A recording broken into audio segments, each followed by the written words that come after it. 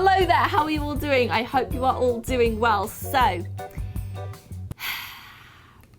got another toilet seat. I took out the box, it is brand new, I promise, even though there's apparently scratches all over it. So the other day I put up a video where I was painting a toilet seat as a joke. I just thought, haha, running joke on my channel, I'm gonna paint a toilet seat.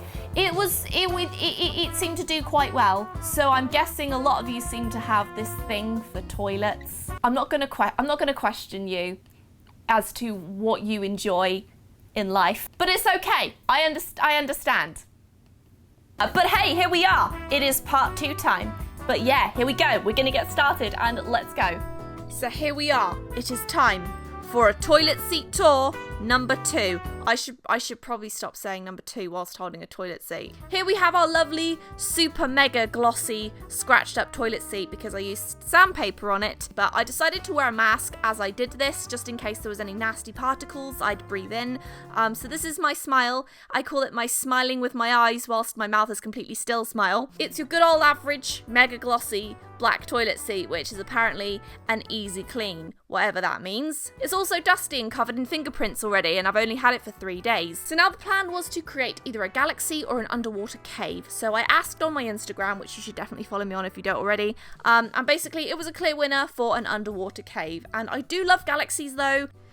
Okay, so I took out my 6,000 shades of blue and green from my collection of Liquitex heavy body acrylic paints, because that's pretty much all the colours I always use anyway, and I got them all prepared, got my paintbrushes prepared, and this is my lovely palette. It is dirty on both sides. I did not attempt whatsoever to clean it off before this video, because I figured I always use these blue-green colours, and by the time I was done with the palette, it was going to look exactly the same anyway, so I didn't really have a desire or need to actually clean it off as it was. So yes, this is my lovely palette, all of my paints, and my scratched up toilet seat. Very happy with that.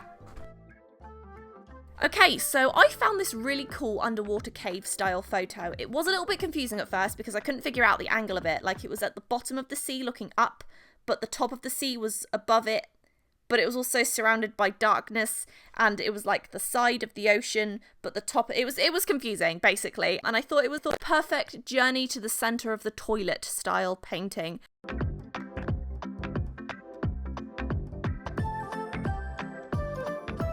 Essentially, I started with a block gradient of blues, greens, darker towards the bottom, lighter towards the sky, and the shallower water exposed to the sun parts.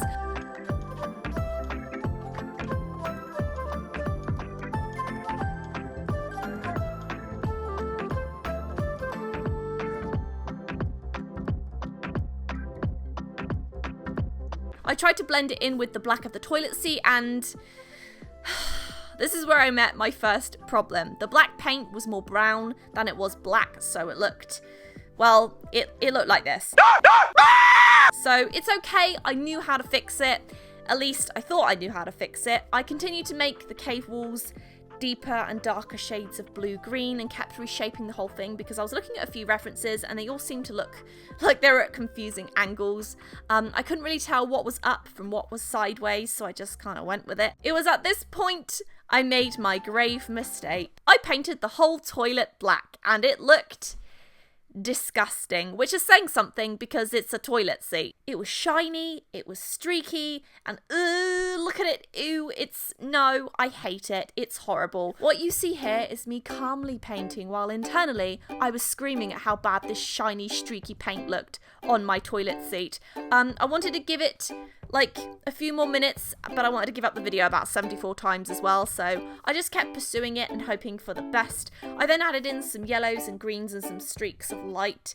Then my power went out. Yes, this video tested me, I will tell you that. And this was the only camera angle I could get in the small amount of light coming from my little window that didn't make the whole thing look shiny and glossy and gross.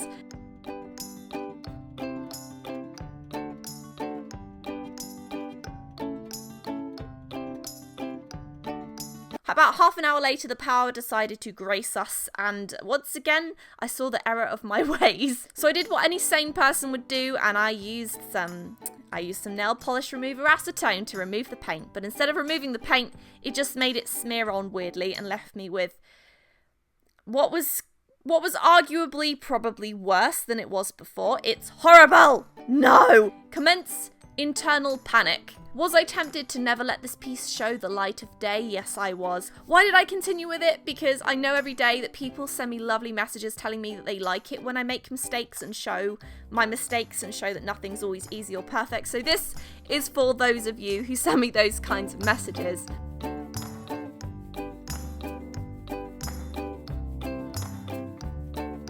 So I added a lot more highlights to the bottom to create the rock walls and coral and such. This part was very fun. I love creating the illusion of light on objects and highlighting things.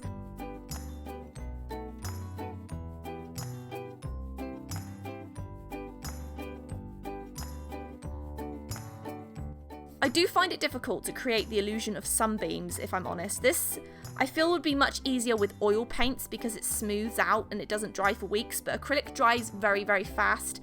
And although I do love acrylic painting, it's one thing I'm yet to actually master, so here are my attempts at light beams.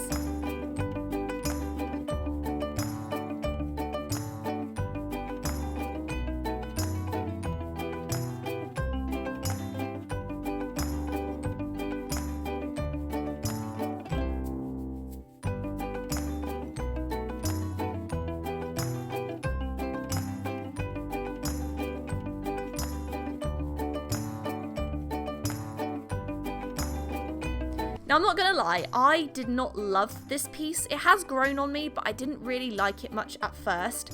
I find it really hard to make what I know I could be capable of making in a weekly video, because the type of art that I kind of do the most, that I quote unquote specialize in mostly, is the type of art that usually takes people days, if not weeks, to make, and I have a couple days at best to do it. And I don't really do art that I can make sketches of quickly, or simple illustrations, little character drawings, etc. I sometimes do cartoons, which you see, because they're much simpler and quicker to do, but my favourite thing to do is acrylic style paintings, and I do produce and edit all of my videos myself, and working on projects outside of YouTube, I don't always spend as much time on my paintings as I probably should and would like to. That's something I definitely want to change.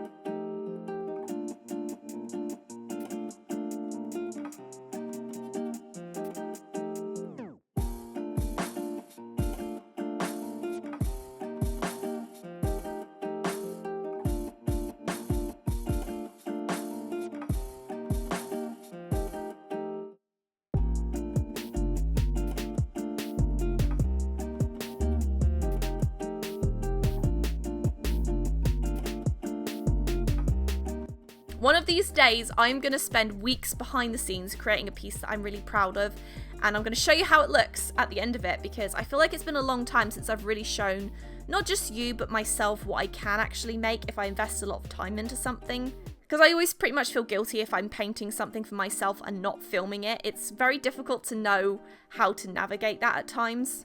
Anyway, enough of me rambling. I added this mermaid. Do you like it? She's just floating into this big expanse of water that doesn't really have an up or a down. But I love swimming underwater and how it just gives this weird illusion of not knowing which direction is where. Added a bit of sunlight, and off camera I decided to fix the horrendous black edges so I could be like, ta-da, here it is. But yeah, I basically used some chalk paint that was very, very matte.